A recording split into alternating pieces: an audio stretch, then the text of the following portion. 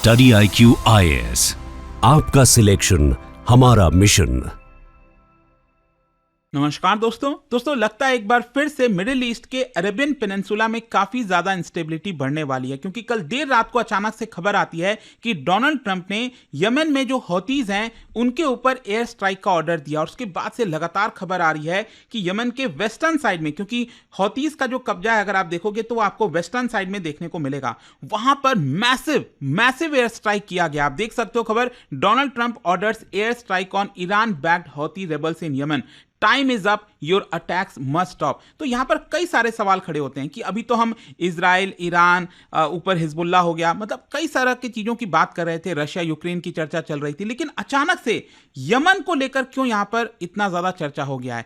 Donald Trump ने आखिरकार ये एयर स्ट्राइक ऑर्डर क्यों दिया है? यहां पर इसका सिग्निफिकेंस क्या है? हौतीज का क्या रिस्पॉन्स आया इसको लेकर? वो सब कुछ मैं आपको बताऊंगा। चलिए आगे बढ़ते हैं, लेकिन उससे पहले दोस्तों आप सबको यह भी बता दूं कि आप में से जो भी लोग यूपीएससी की प्रिपरेशन कर रहे हैं, आप हमारे स्टडी IQ को ज्वाइन कर सकते हैं बाय टेकिंग संपूर्ण बैच, क्योंकि इसके अंदर आपको प्रीलिम्स, मेंस, इंटरव्यू सब कुछ की कंप्लीट प्रिपरेशन कराई जाती है। लिंक कमेंट सेक्शन में दिया हुआ है और यूज करना है ये कोड आपको अंकित लाइव, ताकि आप मैक्सिमम डिस्काउंट ले सकें। चलिए शुरुआत करते हैं। और सबसे पहले मैं आपको बता दूं, अभी के लिए जो खबर आ रही है कि ये जो एयर स्ट्राइक ऑर्डर किया गया था डोनाल्ड ट्रंप के द्वारा यमन के अंदर, इसकी वजह से कम, जब मैं वीडियो रिकॉर्ड कर रहा हूं तो 24 लोगों की जाने गई है। देखो ये तो क्या है ना कि आपका ऑफिशियल कुछ खबरें वगैरह आती रहती हैं, लेकिन एक्चुअल जो संख्या है वो सैकड़ों में हो सकती है, नो डाउट, क्योंकि जिस प्रकार का एयर स्ट्राइक किया गया और स्पेशली डेंस वाले इलाके में किया गया है, इसकी वजह से बहुत से लोगों की मारे जाने की खबर हो सकती है। और यह एक्शन तब लिया गया है जब हौतीज जो है, मैं आपको बताऊंगा ये हौतीज वगैरह हैं कौन,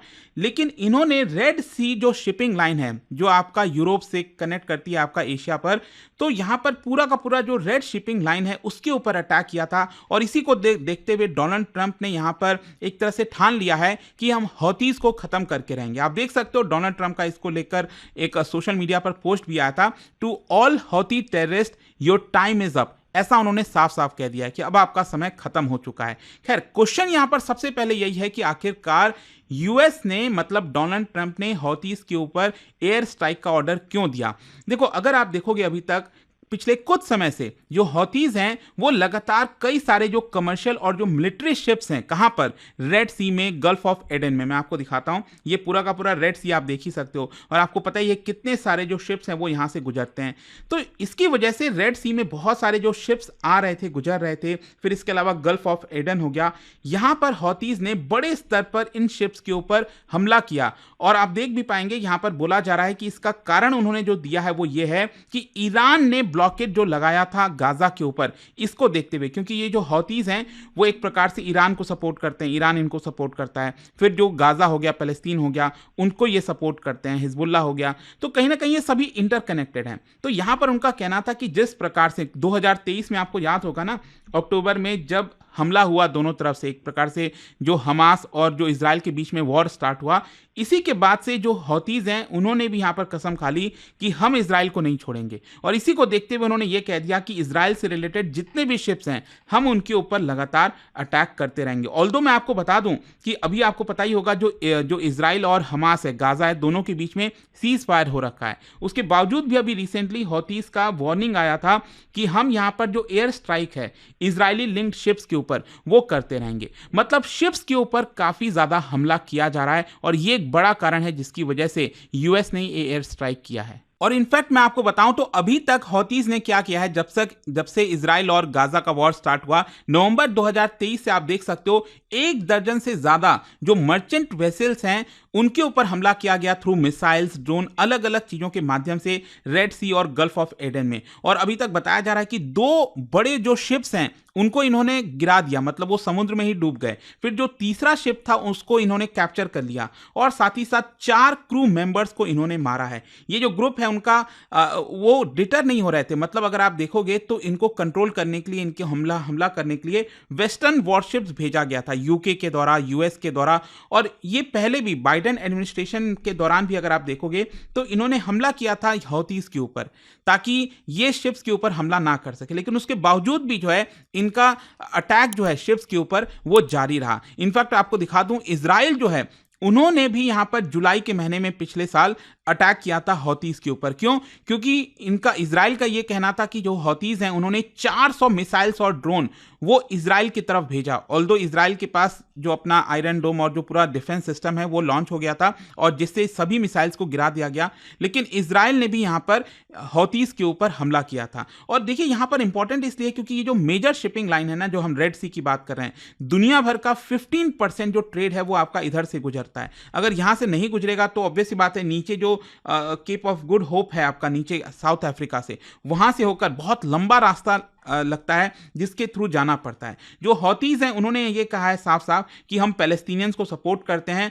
और जब तक हमास जो गाजा में है और जो इजराइल के बीच में वॉर नहीं रुक जाता, जब तक यहाँ पर चीज़ें काम नहीं हो जाती, तब तक हम इजराइल से रिलेटेड जितने शिप्स हैं, यूएस से रिलेटेड, यूके से रिलेटेड जितने शिप्स हैं, उनके ऊपर अटैक करते रहेंगे। ऑल्दो आपको याद भी होगा पिछले साल कुछ खबरें आ रही थी कि कुछ जो भारतीय क्रू हैं वो शिप्स के ऊपर थे, वो वहाँ पर फंस गए, फिर यहाँ पर भारत की तरफ से भेजा गया सपोर्ट उनको छुड़ाने के लिए। तो इस तरह की खबरें लगातार आ रही थी। लेकिन क्वेश्चन ये है कि अब यहां पर डोनाल्ड ट्रंप का क्या कहना है। देखो, डोनाल्ड ट्रंप ने यहां पर यह कहा है कि हम ग्लोबल ट्रेड को अच्छे से प्रोटेक्ट करना चाहते हैं, यूएस की जो एसेट्स हैं उनको प्रोटेक्ट करना चाहते हैं, इसलिए हम हौतीस को खत्म कर रहे हैं, हौतीस के ऊपर स्ट्राइक कर रहे हैं। No terrorist force will stop American commercial and naval ships. मतलब अमेरिका का जितना भी शिप्स वगैरह है, जो भी कुछ है, वो आसानी से वहां से जा सके, उसको किसी भी प्रकार की प्रॉब्लम ना हो, इसीलिए हमने उनके ऊपर स्ट्राइक किया है। फर्दर आप देख पाएंगे ट्रंप का यह भी कहना था कि 1 साल से ज्यादा हो चुका है यूएस फ्लैग जो शिप्स हैं वो वहां से अभी तक सही तरीके से नहीं गुजर पाया है। जब भी गुजरने की कोशिश की है रेड सी के माध्यम से, उसके ऊपर हमला हुआ है और इसलिए हम चाहते हैं कि जो हौतीज हैं उनको कंट्रोल किया जाए। और वैसे आप देखोगे जो सुएज कैनाल मैंने आपको दिखाया था अभी, रेड सी के ऊपर जो सुएज कैनाल है, वहां से मतलब शॉर्टेस्ट रूट है एशिया और यूरोप को कनेक्ट करने का।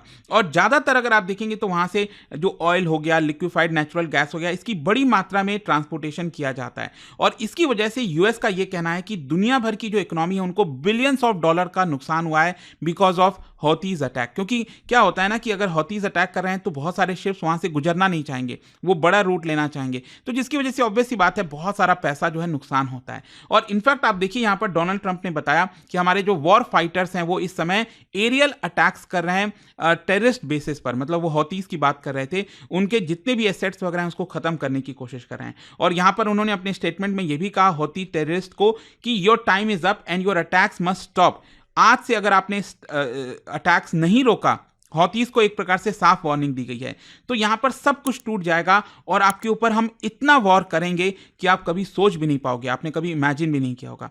ऐसा डोनाल्ड ट्रंप ने कहा। और देखिए इनफैक्ट डोनाल्ड ट्रंप ने ईरान को भी यहां पर वार्निंग दे दी है, क्योंकि जैसा मैं आपको बता रहा था ईरान जो है वो डायरेक्टली हौतीस को सपोर्ट करता है, वो भी मैं आपको आगे कारण बताऊंगा।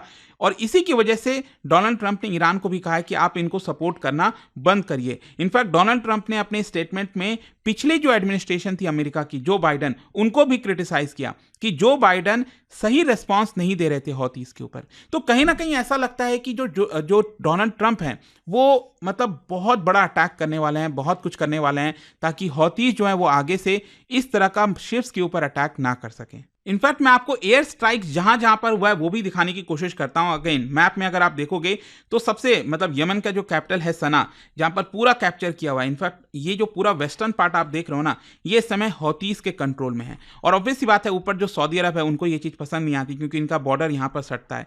तो एक तो सना हो गया यहां पर, फिर ऊपर की तरफ एक स्ट्रांग होल्ड है सदा, वहां पर अटैक किया गया। फिर नीचे अगर आप देखोगे धमार हो गया, यहां पर अटैक किया गया। और सना में ही यहां पर एक डेंसली पॉपुलेटेड डिस्ट्रिक्ट है जिसका नाम है ईस्टर्न गिरफ। तो वहां पर मैं आपको बता दूं, लोगों का यह कहना था कि जब एयर स्ट्राइक हो रहा था जिस तरीके से, ऐसा लग रहा था कि भूकंप आ गया है, अर्थक्वेक आ गया है, ऐसा वहां पर लोग फील कर रहे थे। मतलब बहुत बड़े स्तर पर यह एयर स्ट्राइक हो रहा है। खैर क्वेश्चन यहां पर यह भी आता है कि मैं बार बार हौतीस की चर्चा कर रहा हूं, ये हौतीस हैं कौन? देखो, इनको पहले अंसार अल्लाह कहा जाता था और ये एक आर्म्ड पॉलिटिकल और रिलीजियस ग्रुप है जो कि जैदी शिया माइनॉरिटी को रिप्रेजेंट करता है। अब आप समझ रहे शिया माइनॉरिटी, तो कहीं ना कहीं जब शिया आ जाता है तो ईरान जो है उनको सपोर्ट करेगा, तो इसलिए ईरान सपोर्ट कर रहा होता है। और ये एक्सिस ऑफ रेसिस्टेंस का भी पार्ट है, क्योंकि ईरान का पूरा नेटवर्क अगर आप देखोगे, ऊपर हिजबुल्लाह हो गया लेबनान में, इराक के अंदर अलग अलग ऑर्गेनाइजेशन हो गए, गाजा में हमास वगैरह हो गया, और यहाँ पर यमन में हौतीज हो गए। तो इनका एक एक्सिस ऑफ रेसिस्टेंस बना हुआ है। इनमें से किसी के ऊपर भी, मतलब एक प्रकार का नेटो है, कि इनके ऊपर किसी भी प्रकार का अटैक होता है तो ये सभी आपस में मिलकर उस देश के ऊपर अटैक करने की कोशिश करते हैं। बेसिकली इजराइल की हम बात कर रहे हैं। तो इनफैक्ट इसको फाउंड किया गया था 1990s में बाई हुसैन अल हौती, और उसके बाद से अगर आप देखोगे 2000 के बाद से तो यमन जो सरकार है उनके साथ इन्होंने फाइट किया। और 2011 में आपको पता ही होगा मिडिल ईस्ट में जो अरब स्प्रिंग आया था उससे जो है इनको काफ़ी प्रोत्साहन मिला और इन्होंने पूरा एकदम वॉर छेड़ दिया यमन सरकार के ऊपर। 2015 में आप देख सकते हो जो प्रेसिडेंट थे यमन के हादी, उनको वहाँ से भागना पड़ गया। और ये चीज़ ऑब्वियस सी बात है सऊदी अरब को बिल्कुल पसंद नहीं आ रही थी क्योंकि उनके बॉर्डर पर ये पूरी प्रॉब्लम्स हो रही थी।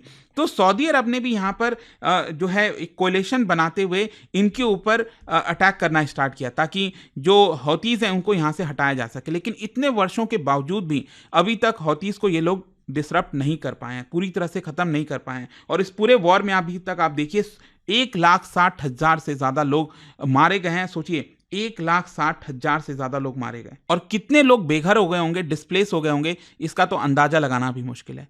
आप समझ रहे हैं कि कितने बड़े स्तर पर यह वॉर चल रहा है। खैर, इसको लेकर ये जो भी कुछ हुआ, हौतीज का क्या रिस्पॉन्स आया? देखो, हौतीज ने तो और बढ़ चढ़कर बोल दिया। उन्होंने कहा है कि अमेरिका ने हमारे ऊपर जो एयर स्ट्राइक किया है, हम इसका बदला जरूर लेंगे। मतलब ये यहीं पर रुकने वाला नहीं है, हमारा जो सपोर्ट है पैलेस्टीनियंस को वो जारी रहेगा। और देखिए यहां पर हौतीज ने एक और चीज कहा कि जो बात कही जा रही है ना, इंटरनेशनल शिपिंग लाइंस को हम थ्रेटन कर रहे हैं, कमजोर कर रहे हैं, ये बात गलत है। हम सिर्फ और सिर्फ इजराइल लिंक्ड जो शिप्स हैं उनके ऊपर ही अटैक करते हैं, ऐसा हौतीज का कहना है।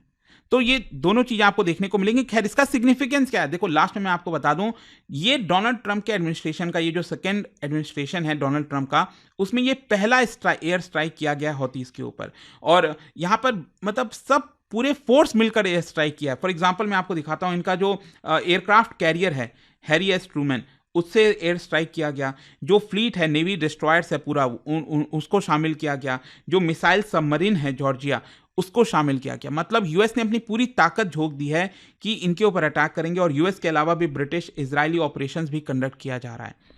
तो लेट्स सी अब यहाँ पर क्या होता है। देखो, अल्टीमेटली डिपेंड करेगा कि ईरान का यहाँ पर क्या रिस्पांस आता है, बाकी जो पार्ट हैं एक्सिस ऑफ रेसिस्टेंस के, उनकी तरफ से क्या कोई रिस्पांस आता है कि नहीं। तो देखते हैं इसको लेकर क्या होगा। लेकिन जाने से पहले आप सबके लिए एक इंटरेस्टिंग क्वेश्चन, क्या बता सकते हो 1967 में जब यमन है वो आपका इंडिपेंडेंस पाया, तो उसके पहले कौन सी कॉलोनियल पावर थी जो इसको कंट्रोल करती थी, साउथ यमन को? इसका जो राइट आंसर है आप सब जानते हैं, मेरे इंस्टाग्राम पर तो मिलेगा ही, वहां पर अगर आप नहीं हो कोई बात नहीं, टेलीग्राम से ले सकते हैं इसका सही उत्तर। और मैं कई सारे जो एमसीक्यूज हैं वो यहाँ पर स्टोरीज में डालता रहता हूँ। दोस्तों, यूपीएससी एस्पिरेंट्स हो या बनने वाले हो, मेरे पास है आपके लिए game changing opportunity, study IQ का नया संपूर्ण बैच। सोचिए, एक कॉम्प्रिहेंसिव प्रोग्राम जिसमें मिलेगा सब कुछ, टॉप एजुकेटर्स के साथ 1000+ आवर्स की लाइव क्लासेस, पर्सनलाइज्ड मेंटरशिप और हैंड रिटन नोट से लेकर पीआरपी, एमआरपी जैसे इंटेंसिव प्रोग्राम्स तक। और बात स्कॉलरशिप्स की करें तो प्रीलिम्स क्लियर करो, पूरा फीस रिफंड पाओ। टॉप परफॉर्मर्स के लिए हर मंथ 11,000 रुपीज का कैश रिवॉर्ड। सिल्वर, गोल्ड या platinum, choose the plan that fits your needs. X secretary Anil Swarup जी खुद गाइड करेंगे आपको इस जर्नी में।